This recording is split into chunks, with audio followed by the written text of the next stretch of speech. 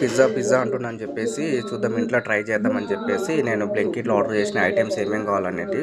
So నేను పిజ్జాకి సంబంధించినవి two order చేశాను నేను. అలాగే వచ్చేసి వీటికి ఐటమ్స్ ఏమేమి కావాలనేది కట్ చేసుకున్నాను నేను. Onion plus capsicum tomato so ఇవి.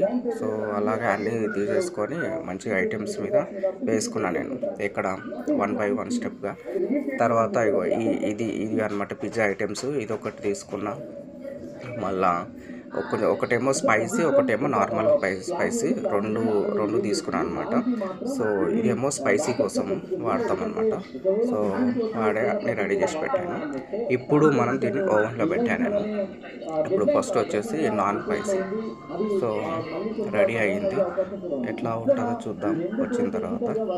సో మీ వచ్చింది అసలు నార్మల్గా రాలేదు అసలు. శశి అయితే మంచిగా తిన్నాడు. ఇదేమో నార్మల్ స్పైసీ, వాటి కోసం సపరేట్ చేశాను నేను. ఇప్పుడు నెక్స్ట్ వచ్చేసి ఇది ఇంకోటి వచ్చేసి ఇది ఫుల్ స్పైసీ.